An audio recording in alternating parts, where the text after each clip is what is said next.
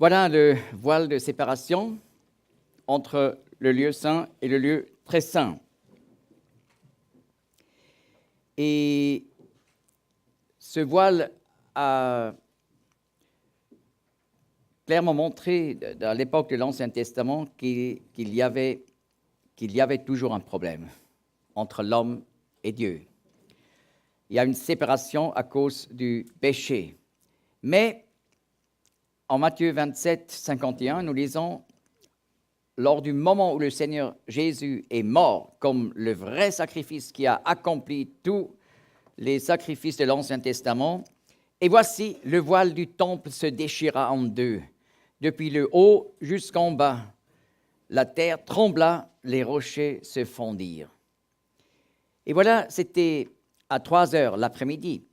Et c'était le moment où on brûlait de l'encens en rapport avec le dernier sacrifice,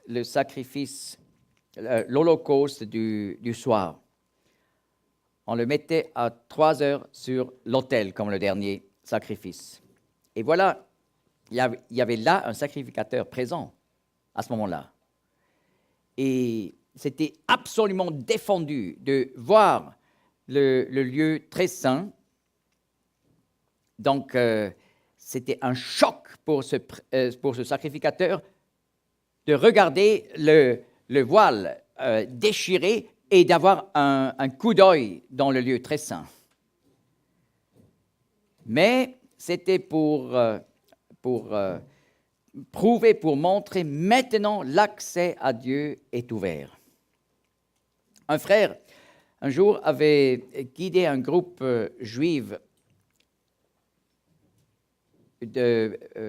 par une exposition du tabernacle et il a expliqué le Dieu dans l'Ancien Testament, c'est le même Dieu comme le Dieu du Nouveau Testament.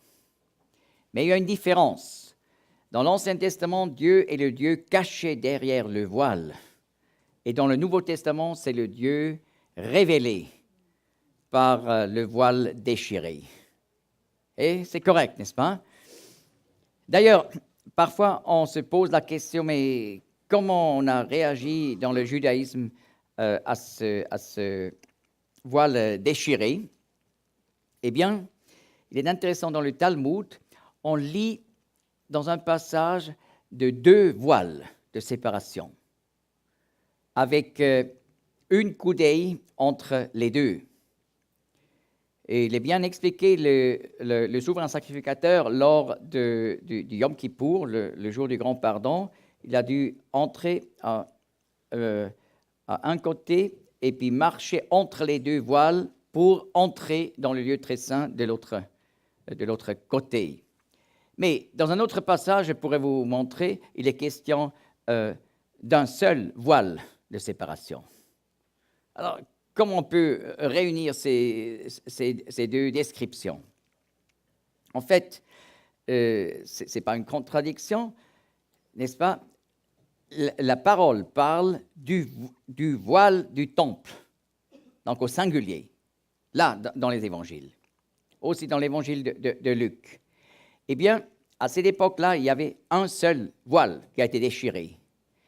Mais pour éviter une prochaine fois où le voile se déchire, qu'on voit comme sacrificateur à l'intérieur du lieu très saint, on peut en déduire qu'on a créé justement ce deuxième voile de séparation comme une sécurité. Et d'ailleurs, sur le côté sud de la cour intérieure, il y avait plusieurs bâtiments. J'ai expliqué jusqu'à présent un bâtiment, c'est-à-dire la maison des pierres taillées. Mais il y avait là un pavillon d'entrée où il y avait une chambre où des jeunes filles ont produit chaque an un nouveau voile de séparation. Alors, de toute façon, à l'époque du Deuxième Temple, on changeait le voile chaque an. Et c'est pour ça le voile a été déchiré, mais après, il a été remplacé par un qui n'est pas déchiré. Il y a des gens qui ne veulent pas un sanctuaire ouvert. C'est triste, n'est-ce pas? Une fois, j'ai visité une église catholique et là, il y avait tout au fond, là où on parle du lieu très saint, n'est-ce pas? Il y avait une représentation de Christ crucifié. Et c'était clair, ça voulait dire Christ crucifié est mort, parce qu'on a vu donc la blessure vers le cœur. Et derrière, il y avait un voile. Et j'ai bien regardé, il n'était pas déchiré. Voilà. On parle de Christ mort à la croix, mais on aime plutôt un sanctuaire fermé. On ne connaît pas cette hardiesse pour avoir accès. Et dans ce contexte, nous lisons Hébreux 10, verset 19, qui nous encourage justement à avoir cette hardiesse. N'est-ce pas? Mais c'est symbolique. Lorsqu'on parle avec des catholiques sérieux, souvent ils disent, mais on ne peut pas dire « je suis sauvé ». C'est de l'orgueil de dire ça. Oui, si cela dépend de nous, oui, mais la parole de Dieu nous montre que ces choses sont écrites, 1 Jean 5, afin que vous sachiez que vous avez la vie éternelle. Donc, si Dieu veut nous donner l'assurance, il faut l'accepter. Si Dieu dit le sanctuaire est ouvert, le voile est déchiré, il faut l'accepter. Et plus, Hébreux 10, verset 19, « Ayant donc, frères, une pleine liberté pour entrer dans les lieux saints par le sang de Jésus, par le chemin nouveau et vivant qui nous a consacrés à travers le voile, c'est-à-dire sa chair. Et ayant un grand sacrificateur établi sur la maison de Dieu, approchons-nous avec un cœur vrai, en pleine assurance de foi, ayant les cœurs par aspersion purifiés d'une mauvaise conscience et le corps lavé d'eau pure. » Vous voyez de nouveau cette image du bain rituel, le corps lavé d'eau pure. Mais je veux justement insister sur cette pleine liberté pour entrer dans les lieux saints par le sang de Jésus, par le nouveau chemin, c'est-à-dire à travers le voile. Et la signification spirituelle du voile est donnée, c'est-à-dire sa chair. Et n'est-ce pas, dans le psaume 139, David, en parlant comme il a été tissu dans le ventre de sa mère, tissé. Alors, pourquoi il utilise un tel terme? Eh bien, nous avons des tissus qui font partie de notre corps. Et c'est pour ça, donc, la formation de l'homme dans le ventre de la mère est là illustrée par la formation d'un voile, d'un tapis. Parce qu'en fait, il faut dire, ce voile était un vrai tapis. Donc, impossible de le déchirer humainement. Mais puisque ça a été déchiré en deux, depuis le haut jusqu'en bas, ça montrait que c'était le doigt de Dieu qui a ouvert cet accès. Mais, alors nous comprenons cette illustration dans le psaume 139, un tapis peut illustrer donc le corps humain. Et voilà, lorsque le voile a été déchiré, qui est justement une illustration du corps humain du Seigneur. C'est pour ça que le texte nous dit, à travers le voile, c'est-à-dire sa chair.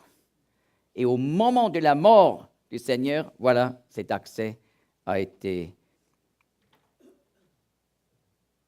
ouvert. Et voilà, nous entrons au lieu très saint, où il y avait l'emplacement de l'arche de l'Alliance. Mais il faut que j'ajoute, encore une fois, à l'époque du deuxième temple, on n'avait plus l'arche de l'Alliance. Depuis le temps de la destruction du temple de Salomon, on ne sait plus où se trouve l'arche. Bien sûr, il y a dans le judaïsme une tradition qui dit que le roi Josias aurait mis l'arche de l'Alliance dans une chambre souterraine déjà préparée par Salomon. Et c'est une tradition, et c'est pour ça, en vue du troisième temple, on prépare tous les ustensiles déjà maintenant, mais l'arche de l'Alliance, on ne prépare pas. Ils espèrent qu'on va trouver encore l'arche de l'Alliance dans le mont du Temple. Et nous savons exactement, je pourrais montrer sur l'emplacement, sur l'esplanade du Temple, le lieu où il faudrait descendre pour trouver cette chambre. Mais Jérémie 3, verset 16, nous montre que les plans de Dieu sont différents. Alors, non pas Jean 3,16, mais Jérémie 3,16, qui parle dans le contexte du temps glorieux du millénium. Et il arrivera que quand vous aurez multiplié et fructifié dans le pays, en ces jours-là, dit l'Éternel, on ne dira plus « l'arche de l'alliance de l'Éternel ».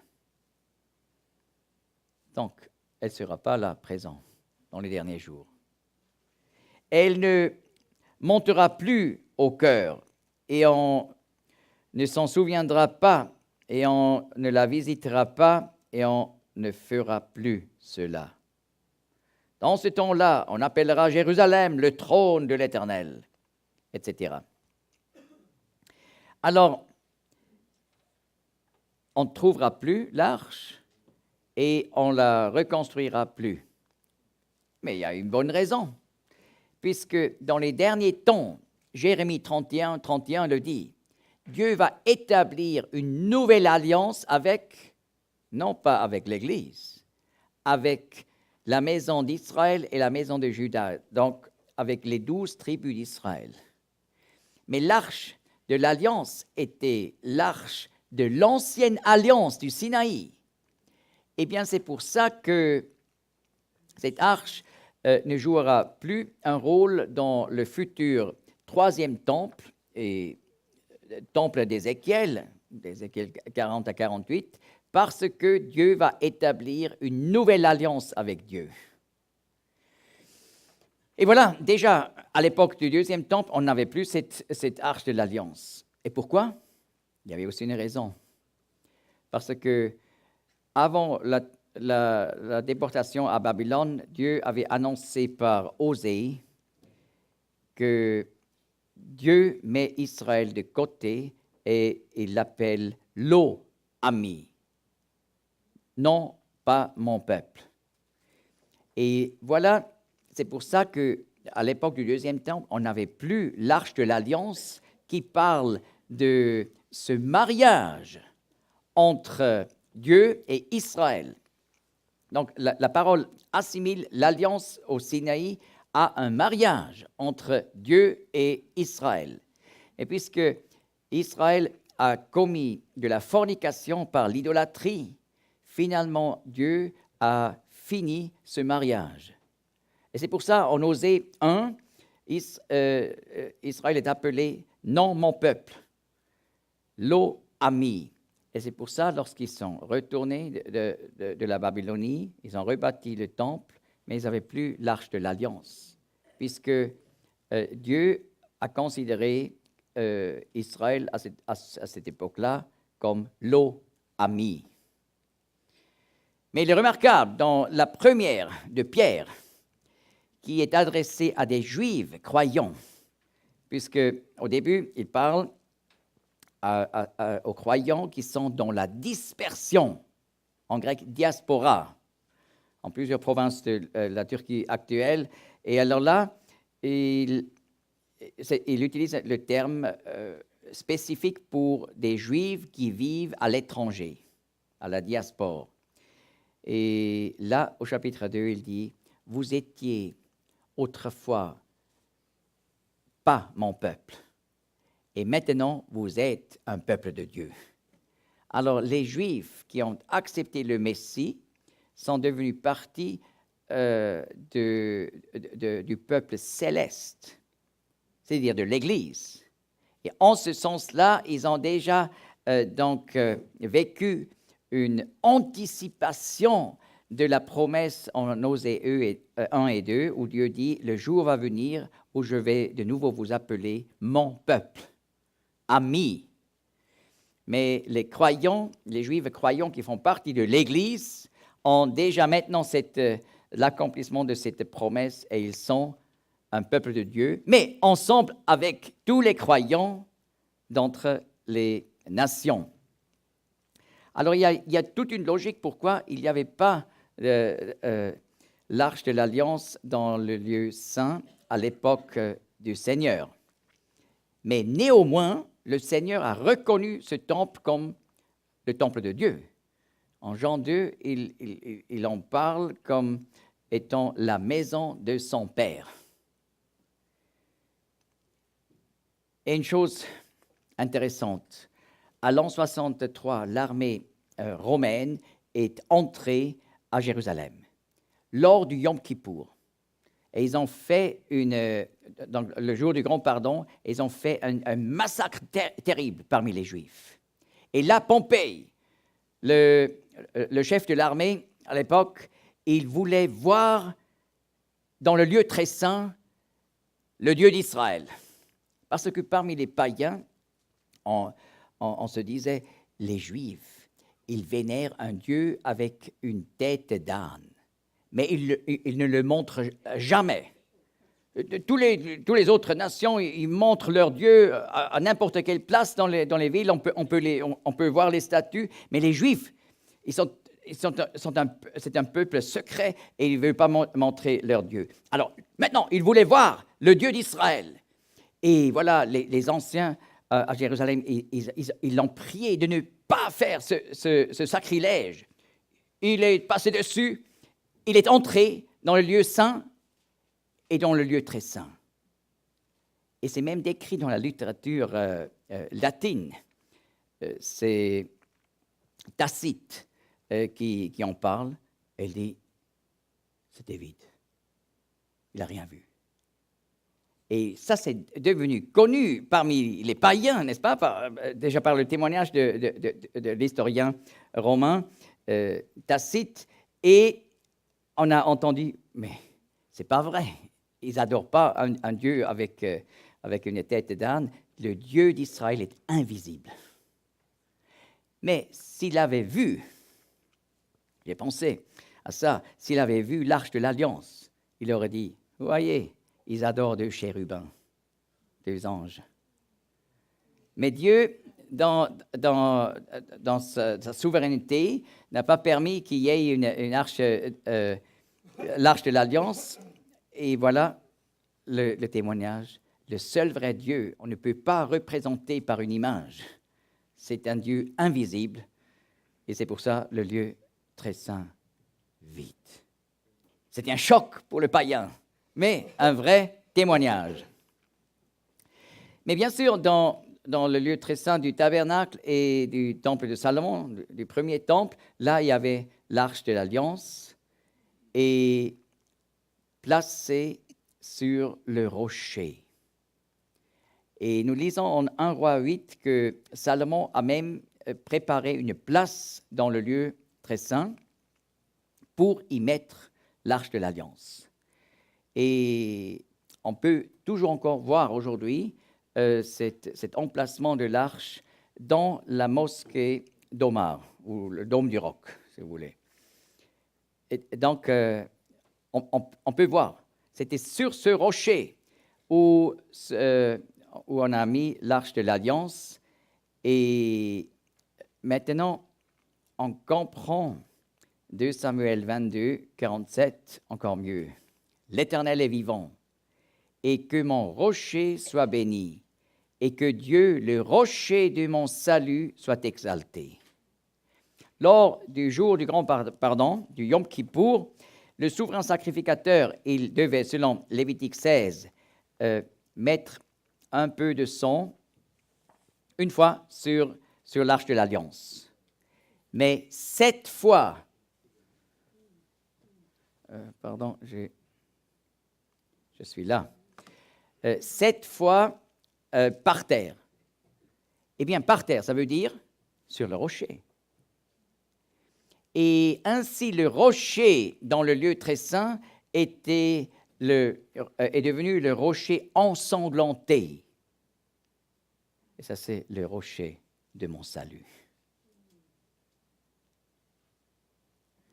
Alors maintenant, nous sommes à l'intérieur du dôme du roc. Et vous voyez là ce rocher. Eh bien,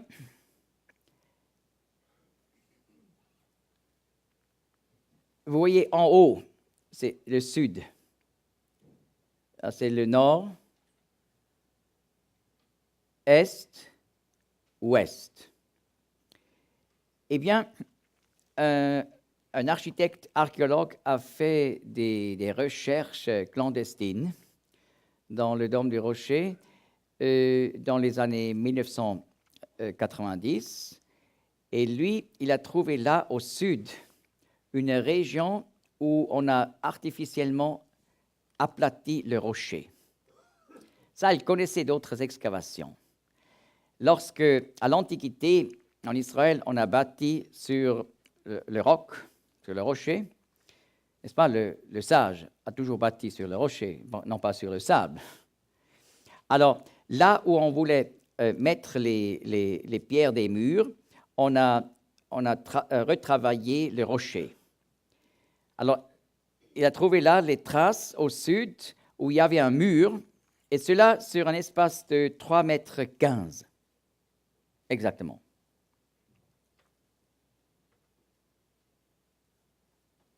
Ça, c'est intéressant. Parce que en 1 Roi et 2 Chroniques, nous lisons que les murs du lieu très saint du temple avaient une épaisseur de 6 coudées. Alors, 6 coudées fois 52,5 cm, ça donne 3,10 mètres. 3,15 mètres, oui. Exactement ça. Donc, pour lui, ça devenait évident que là, il y avait le mur sud sur le rocher. Mais il ne trouvait pas d'autres traces.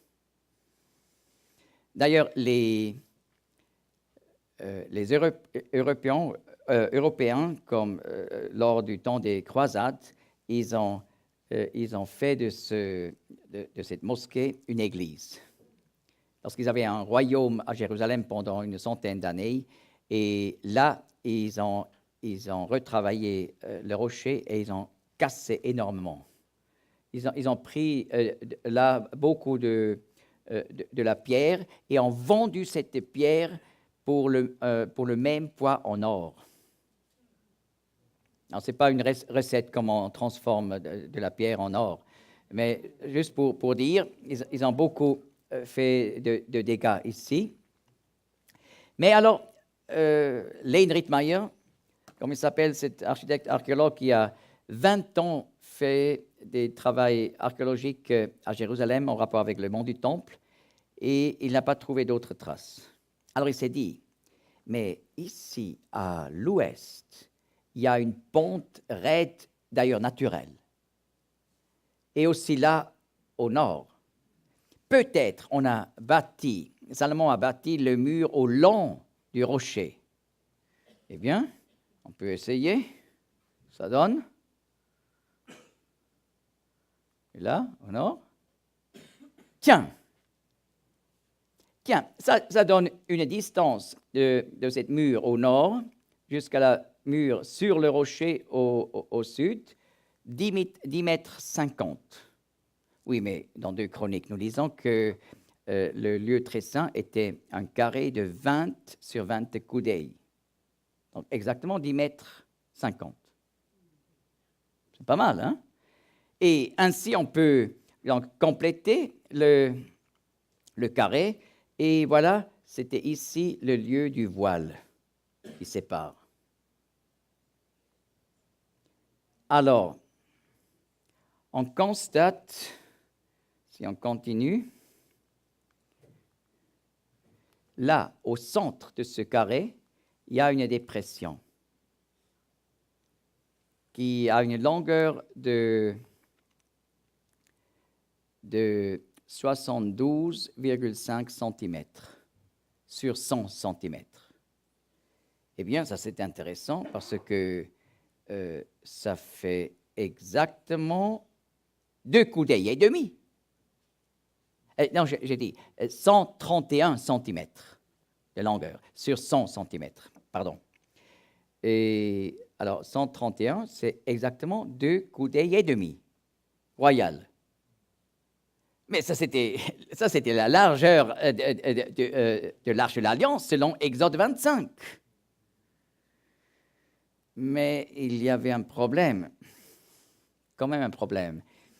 Donc, c'était 131, c'est exactement la bonne mesure, et d'ailleurs, tout à fait au centre du carré.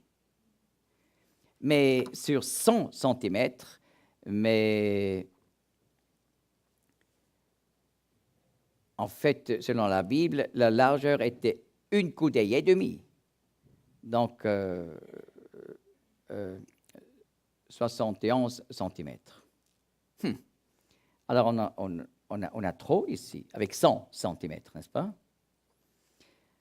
Alors, lorsqu'on a un petit problème dans les recherches, il faut continuer à lire la parole de Dieu. Et en Deutéronome 31, Dieu dit à Moïse qu'il faut placer l'original du Deutéronome à côté de l'Arche de l'Alliance. Donc, j'ai dit une erreur. 1 coudée et demi, ça fait 79 cm. Correct? Vous pouvez contrôler. Maintenant, c'est juste. Alors, 79, mais pas 100. Donc, il y a 21 cm de trop. Oui, mais c'est exactement pour y placer le rouleau du Deutéronome à côté. Vous voyez les traces qu'on a trouvées ici, et ainsi on comprend ce rocher sur lequel était bâti le lieu très saint, et naturellement, donc, le sommet du mont Morija, ou mont Sion. Et en Ézéchiel, nous apprenons que le lieu très saint du troisième temple doit être sur le sommet de la montagne. Bon, on est à la bonne place. En plus, on réalise ici, lorsque j'ai constaté tous ces faits-là, de la dissertation doctorale de Lane Rittmeyer. Il a fait son doctorat en Angleterre sur ce sujet-là. Il a obtenu le doctorat. Et voilà, lorsque j'ai vu ça, j'ai compris, mais ainsi le rocher était à la fois le fondement et aussi la maîtresse pierre du coin. N'est-ce pas? Normalement, à l'Antiquité, le fondement, ce n'était pas la même chose comme la maîtresse pierre du fond. Le fondement, c'était le rocher, parce que le sage bâtit sa maison sur le rocher. C'est clair. Ça, c'est le fondement. Mais la place où on mettait la première pierre pour bâtir, c'était la maîtresse pierre du coin. Parce que, par sa position, cette pierre indique 2 lignes de mur. Donc, on doit bâtir selon la position de la maîtresse pierre du coin. Et bien là, ce rocher est le fondement, puisque le mur sud ici était bâti sur le rocher. Mais puisque le mur à l'ouest et au nord était bâti selon la position naturelle du rocher, alors le rocher a aussi la fonction d'une maîtresse pierre du coin. Et d'ailleurs, tenez-vous, la ligne ici à l'ouest, au long de la pente naturelle du rocher, est en parallèle avec le mur est de l'esplanade du temple, où il a la porte dorée. Donc, ça montre ce ligne-mur qui n'a jamais changé depuis Salomon. Je vais expliquer. Puisqu'on a fait une extension vers le sud, vers ouest et nord, mais non pas vers l'Orient. Alors, ce mur a été bâti selon la position naturelle du rocher, qui est la maîtresse pierre du coin. La prochaine étape, j'ai pensé, c'est exactement Ésaïe 28, verset 16. Dans la littérature des anciens rabbins, on lit, c'est le Messie. Mais comment le Messie est décrit? D'ailleurs, Pierre, dans sa première lettre, il applique aussi Ésaïe 28 directement au Seigneur, le Messie. Mais la description nous dit, c'est pourquoi ainsi dit le Seigneur l'Éternel. Voici, je pose comme fondement en Sion, le mont du Temple, une pierre éprouvée, une précieuse pierre de coin, un sûr fondement. Alors, le Messie est appelé précieuse pierre de coin, un sûr fondement. Mais ce verset dit, à la fois, il est la maîtresse pierre du coin, il est le fondement. Et à Jérusalem, le sommet du mont Sion, exceptionnellement, était à la fois le fondement et la maîtresse pierre du coin.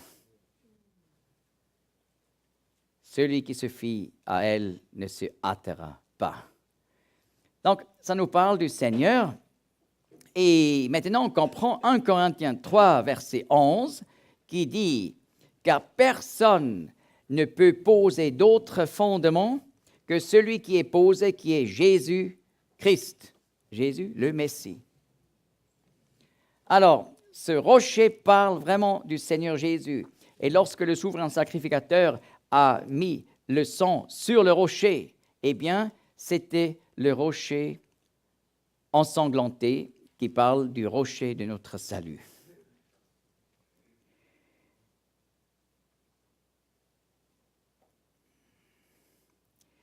Et voilà.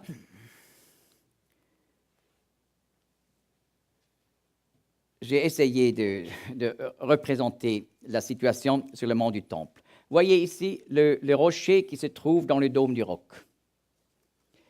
Mais vers l'Orient, il a une pente naturelle qui descend 3,15 m. Et après, ça continue tout droit. Eh bien,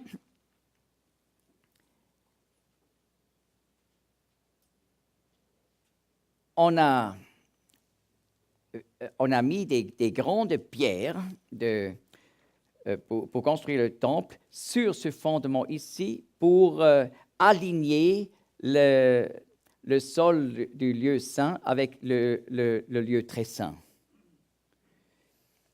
Et maintenant, Matthieu 16, verset 18. Le Seigneur, pour la première fois dans l'évangile de Matthieu, parle de l'Église, Ecclésia.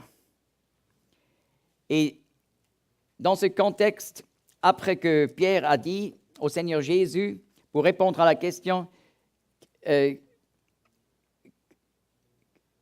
vous dites, je suis qui?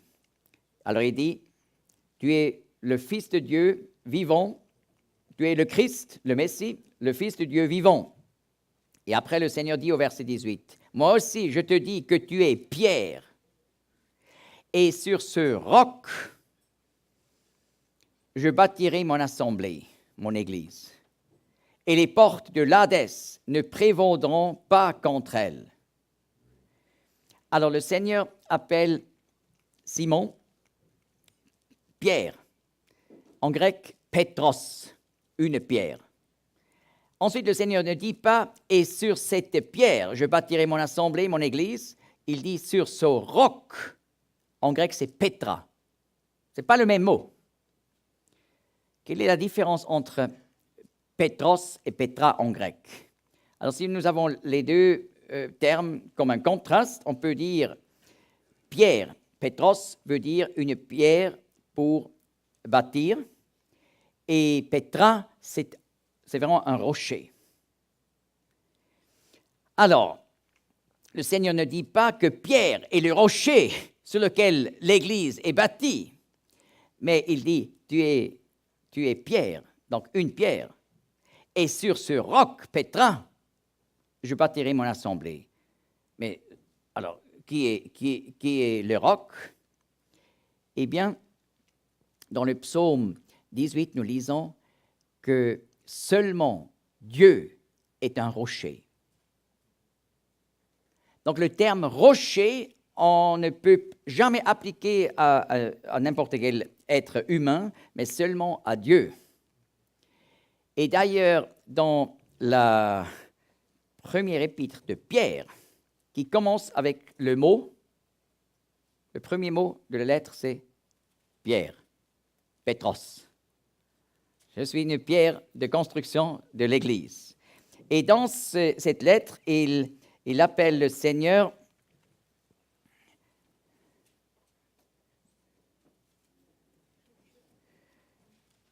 le rocher, le roc. Et ça, au chapitre 2.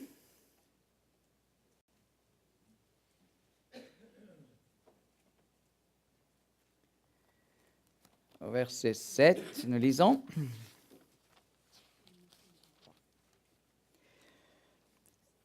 Pour être complet, je lis à partir du verset 1er au chapitre 2. « Rejetons donc toute malice et toute fraude et l'hypocrisie et l'envie et toute médisance et désirez ardemment, comme des enfants nouveau-nés, le pur lait intellectuel afin que vous croissiez par lui à salut. Si toutefois vous avez goûté que le Seigneur est bon, duquel vous approchons comme d'une pierre vivante, rejetée par les hommes, mais choisie et précieuse auprès de Dieu, vous-même aussi, comme des pierres vivantes, êtes édifiés une maison spirituelle, une sainte sacrificature pour offrir des sacrifices spirituels, agréables à Dieu par Jésus-Christ. » Ensuite, il continue. Parce qu'on trouve dans l'Écriture, « Voici, je pose en Sion une maîtresse pierre de coin, élue, précieuse, et celui qui croit en elle ne sera point confus. » Ça, c'est Ésaïe 28, appliqué au Seigneur.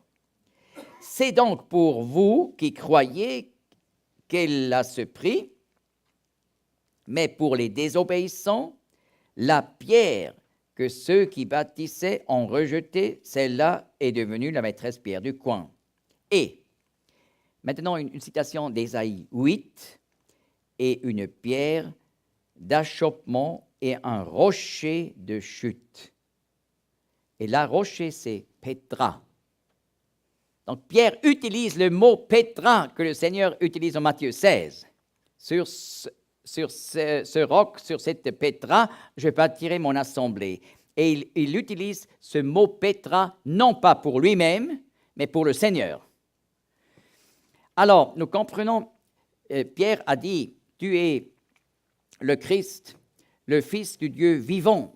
Et le Seigneur se réfère à cette confession sur ce roc, sur cette Pétra, que le Messie est le Fils de Dieu éternel, je bâtirai mon assemblée.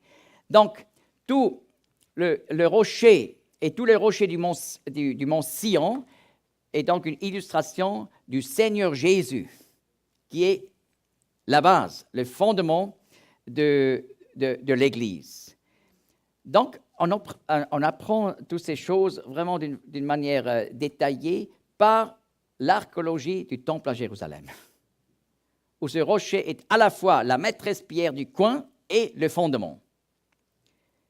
Et maintenant, encore plus. Nous avons lu en 1 Corinthiens 3, verset 11, il y a seulement un seul fondement, qui est Jésus-Christ. On ne peut pas poser un autre fondement. Mais on peut avoir un problème si on lit Éphésiens 2, verset 20. Le même apôtre Paul dit, « Ayant été édifiés sur le fondement des apôtres et prophètes, Jésus le Messie lui-même étant la pierre maîtresse de l'angle.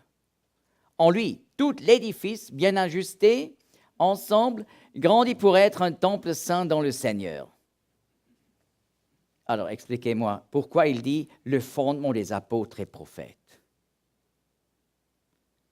En 1 Corinthiens 3, verset 11, il dit « il n'y a aucun autre fondement que Jésus-Christ.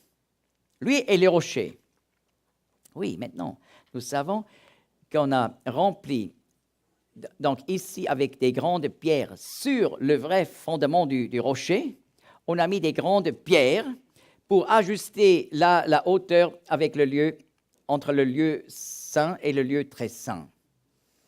Et alors ces pierres mises sur le rocher sont des pierres qui parlent des apôtres et des prophètes,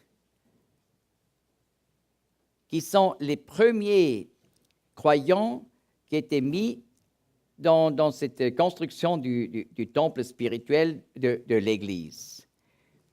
Et voilà, tous les autres croyants sont, comme 1 Pierre 2 le dit, sont des pierres vivantes, bâties, qui forment ensemble ce temple. Et lorsque le dernier va se convertir, qui va appartenir à l'Église, eh bien, l'enlèvement va avoir lieu.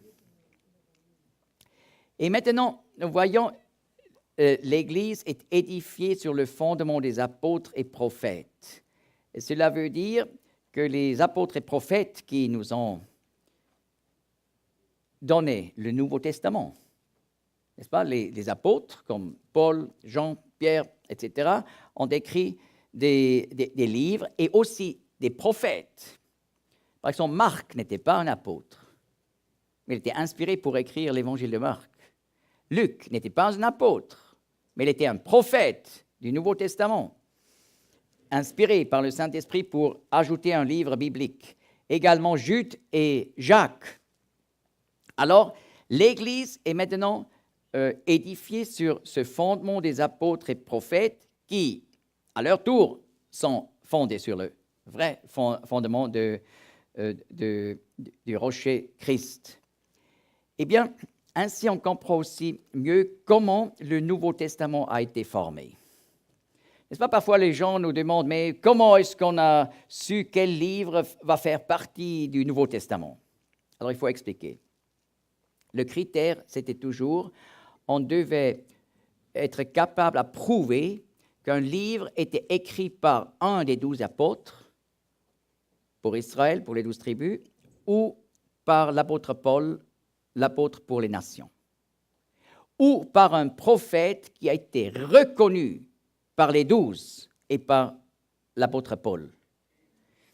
Et voilà, l'Église primitive a rejeté tous les autres livres qui n'étaient justement pas écrits par un apôtre. Par exemple, l'Évangile de Thomas, c'est un écrit où nous savons aujourd'hui, et c'est reconnu dans la recherche séculaire, a été écrit vers 140 après Jésus-Christ. Mais le dernier apôtre, c'était Jean qui est mort vers 100 après Jésus-Christ. Donc, assurément, ça a été écrit par quelqu'un qui n'était pas Thomas. Alors, l'Église primitive a rejeté tous ces livres, ou l'Évangile de Jude. Mais c'est une fraude du 2e ou 3e siècle. Et l'Église primitive a rejeté ces livres. Ils ont accepté que ces livres de prophètes, d'apôtres et de prophètes du Nouveau Testament. Ça, c'est la base. Et maintenant, nous lisons dans l'Épître de Jude, verset 3, que nous devons, il faut l'ouvrir, combattre pour cette foi, pour le contenu de cette foi qui nous a été confiée par les apôtres et prophètes.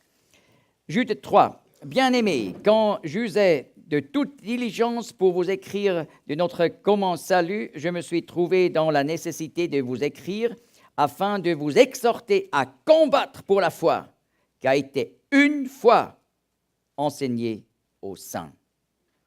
Une fois. On ne recevra plus d'autres révélations.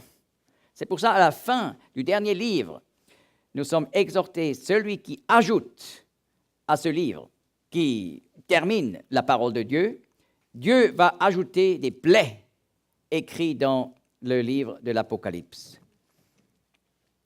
Eh bien, ainsi nous comprenons également, eh bien, si aujourd'hui des personnes viennent, nous sommes dans les derniers jours, Nous sommes à l'époque où Dieu réveille de nouveau des apôtres et des nouveaux prophètes.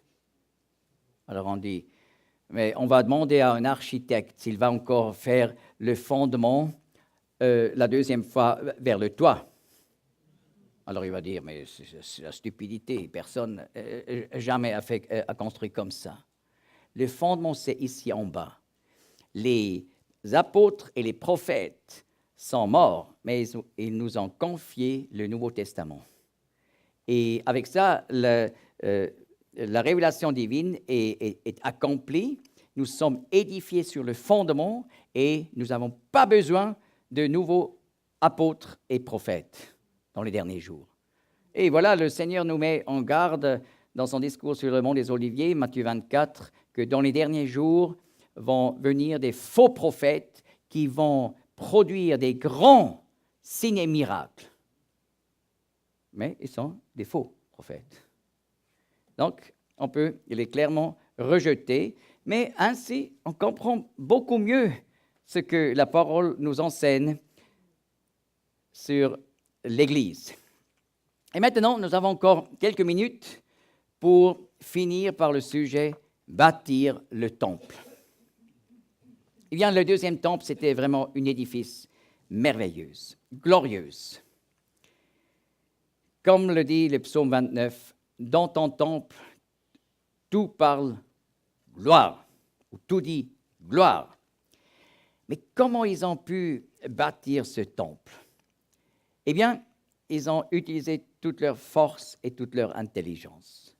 Et lorsque nous sommes en train de bâtir à cet édifice qui est l'Assemblée de Dieu, il faut investir toutes nos forces, toute notre intelligence, tout ce que le Seigneur nous a confié. Mais, en contraste, il faut aussi parler du sujet de détruire. Parce que 1 Corinthiens 3, verset 17 dit « Si quelqu'un corrompt ou détruit le temple de Dieu, Dieu le détruira. Car le temple de Dieu est saint et tel vous êtes. » Voyez ici ces pierres que j'ai photographiées. Ils sont encore exactement sur l'emplacement de l'an 70, où les Romains ont détruit une pierre après l'autre pour la faire descendre ici au long du mur ouest du temple. Ils ont détruit la maison de Dieu. Et ça, c'est grave. La parole dit, si quelqu'un corrompt le temple de Dieu, et comment on peut détruire le temple de Dieu aujourd'hui?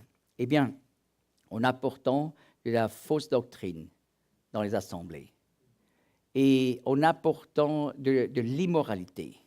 Nous savons comme facilement, lorsque de l'immoralité entre dans une assemblée, ça peut même mener à une division. Et c'est une destruction du temple. Alors, nous voulons bâtir et non pas détruire. Il y avait une très grande carrière au nord de l'esplanade du temple, qui était placée un peu plus haut que l'esplanade du temple. Donc, lorsqu'on a pris les pierres dans cette carrière, on a pu les descendre, ce qui était plus facile que pour les faire monter, puisque l'énergie potentielle est plus haute dans la carrière et plus basse sur l'esplanade.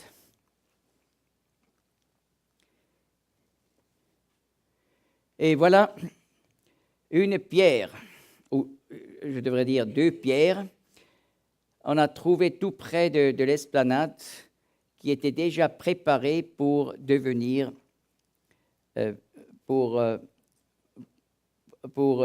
pierres de construction du temple. Mais ça n'était jamais fini. Vous voyez, déjà dans la carrière, on a ouvert là une pierre pour y mettre du bois.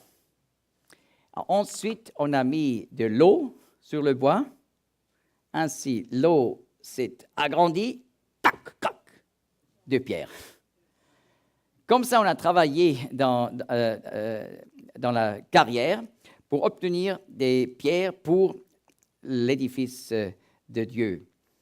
Et alors, on peut dire que ce travail dans la carrière, c'est le travail d'évangéliste.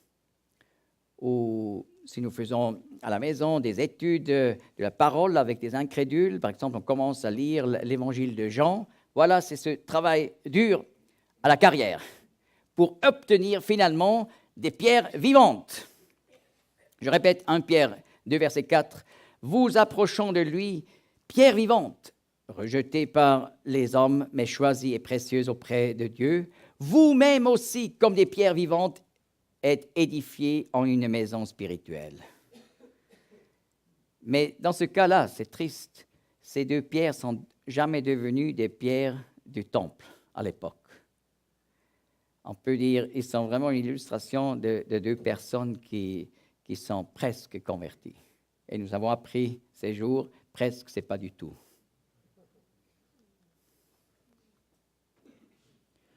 Mais je vous montre une autre pierre. C'est une des plus grandes pierres qu'on a trouvées du temple. J'ai déjà parlé de ce tunnel rabbinique, n'est-ce pas, au long du mur ouest du temple. Et là, on a trouvé cette pierre avec une longueur de 13,7 mètres, hauteur 3,5, largeur 4,6. Elle pèse à peu près 578 tonnes. Incroyable, n'est-ce pas? Et vous voyez, on l'a déjà mis sur un premier rang de pierres. Ils étaient capables de faire ça. Vous voyez, les pierres des pyramides à Giza, en Égypte, c'est rien du tout comparé avec cette pierre. Alors, ils avaient des émotions grandioses à l'époque pour permettre à apporter depuis la carrière même de telles pierres. Et particulièrement là, dans les fondements des murs extérieurs, on a mis des pierres aussi grandes. Ici, dans la maquette, vous voyez, c'est cette pierre. Après, on a utilisé des pierres beaucoup plus petites, mais ici, on a posé des toutes grandes pierres. Pourquoi? Puisque Jérusalem est en danger de tremblement de terre, particulièrement, parce qu'il y a 2 plaques continentales qui s'approchent là en Israël. C'est pour ça qu'il y a cette vallée profonde du Jourdain jusqu'à la mer Morte où nous atteignons donc moins 400 mètres. C'est la place la plus basse du monde. C'est à cause des 2 plaques qui s'approchent seulement. Alors là, c'est un moment où ça bouge facilement et il faut de la sécurité à cause des tremblements de terre et de telles grandes pierres donnent de la stabilité. Et c'est pour ça que nous avons besoin de frères et aussi sœurs dans une assemblée qui, lorsque ça bouge, reste. N'est-ce pas? Il y a ceux qui disent, alors, ça c'est la dernière fois où vous m'avez vu. Au revoir, je pars. Et il y a d'autres qui tiennent le coup, n'est-ce pas? Et qui donnent de la stabilité dans une assemblée locale. Ça, on peut apprendre de ces pierres-là. Et voilà, j'aimerais finir avec cette photo. Le Seigneur a dit, je suis la lumière du monde, mais en Matthieu 5, verset 14, il a dit, vous êtes la lumière du monde. Lui, le Fils de Dieu, est reparti au ciel, à la gloire, et il nous a laissés ici pour être un témoignage. Mais ensemble, comme des pierres vivantes, nous formons cet édifice pour apporter la lumière à une société, à un monde qui ne sait plus distinguer entre le mal et le bien, entre lumière et ténèbres, et même pas entre nous. Ils ne savent même plus la différence entre hommes et femmes. C'est incroyable, n'est-ce pas? Toute l'histoire de l'humanité, on peut considérer toutes les cultures, ils savaient toujours ce que c'est un homme et une femme. Et maintenant, ils sont devenus si intelligents qu'ils ne le savent plus. Oui, mais ça a des conséquences. Et ils ont perdu toute orientation.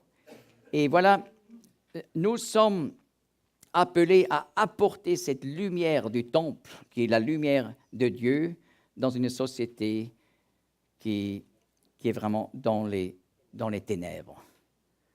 Et cela peut nous encourager à continuer à construire dans les assemblées locales et pour ensemble investir nos forces, nos capacités, nos possibilités pour rendre ce témoignage de la lumière divine de la parole de Dieu dans un monde de ténèbres.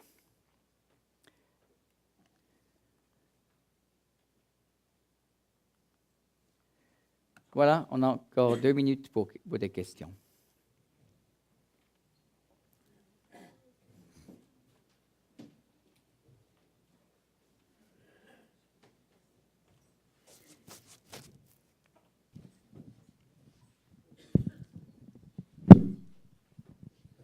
Au début, vous avez parlé de Jean-Baptiste, puis ma question, c'est marqué Jean-Baptiste que dès le sein de sa mère, il était rempli du Saint-Esprit. OK? Dès le sein de sa mère, il était rempli du Saint-Esprit. C'est marqué ça? À sa naissance. Ah oui, c'est ça. Puis la question que je me posais, c'est Jean-Baptiste, ça semble dire qu'il était déjà croyant en naissant.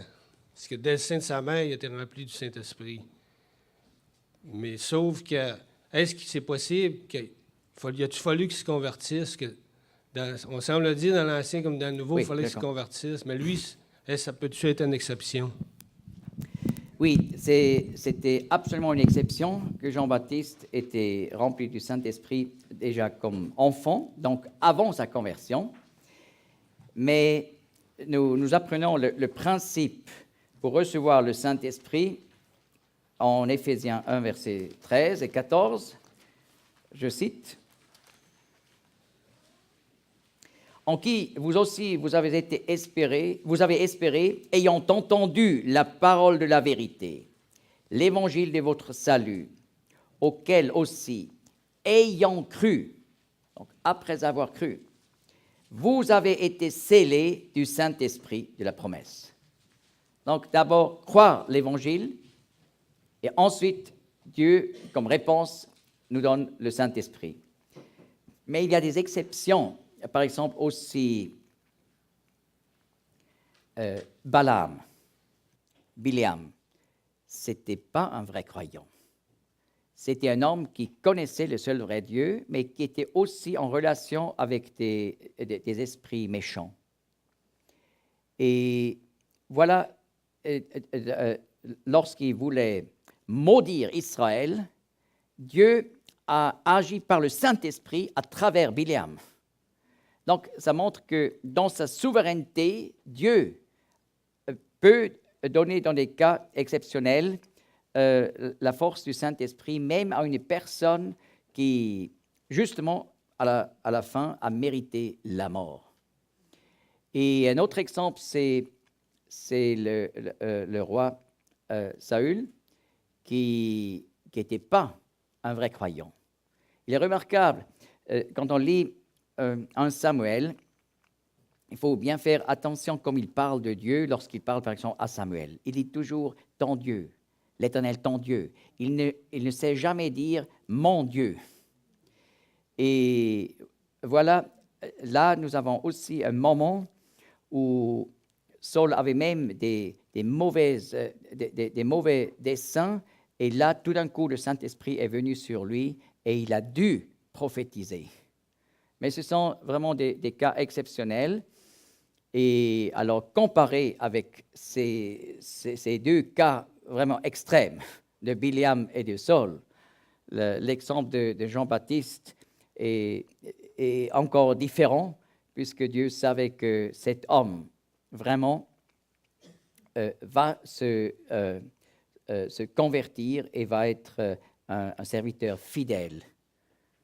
Alors, c'est une chose absolument exceptionnelle. Encore une question?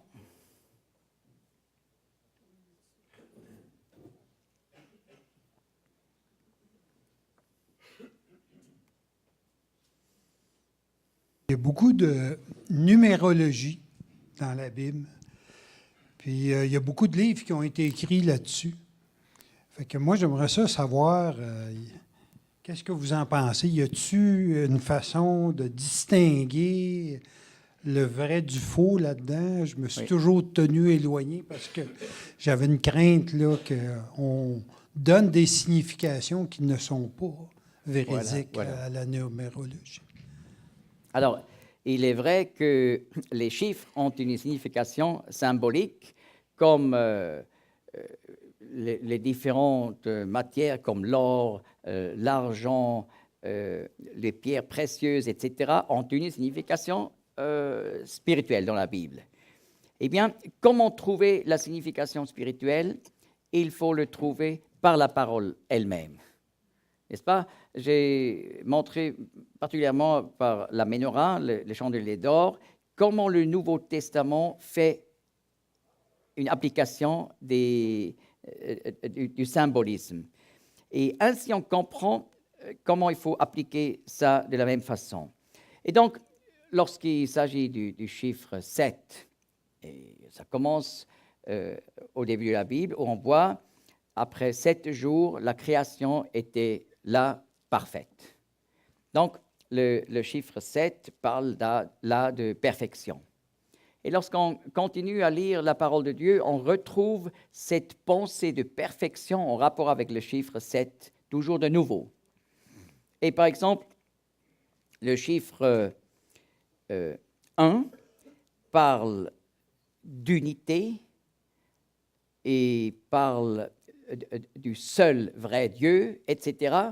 Donc, souvent, on va trouver le chiffre 1 en rapport avec cette pensée d'unité, union. Et voilà, le chiffre 2, on va, par exemple, le Seigneur a toujours envoyé ses témoins 2 à 2. Et lorsqu'on continue à lire la parole, on retrouve tant de cas où on voit le chiffre 2 parle très souvent de témoignage. Par exemple, devant la cour d'Israël, il fallait le témoignage d'au moins 2 témoins. 3, c'est encore mieux, mais 2, c'est le minimum pour un témoignage crédible. Et ainsi, on peut trouver de la signification, mais cela n'est pas à confondre avec la numérologie qu'on pratique dans le judaïsme. N'est-ce pas? La Kabbalah. Là, on se base sur des chiffres, et les chiffres des lettres de l'alphabet hébraïque, et ils ont bâti tout un système, mais qui est un système occulte. Et la Kabbalah va jusqu'à la sorcellerie, à la magie noire. Donc, avec ça, nous n'avons rien à faire. Mais avec un symbolisme sobre qui est enseigné par la parole de Dieu, oui, comme nous profitons de tous les types de la parole pour comprendre mieux les vérités parfois un peu compliquées, les vérités spirituelles. Le temps a passé.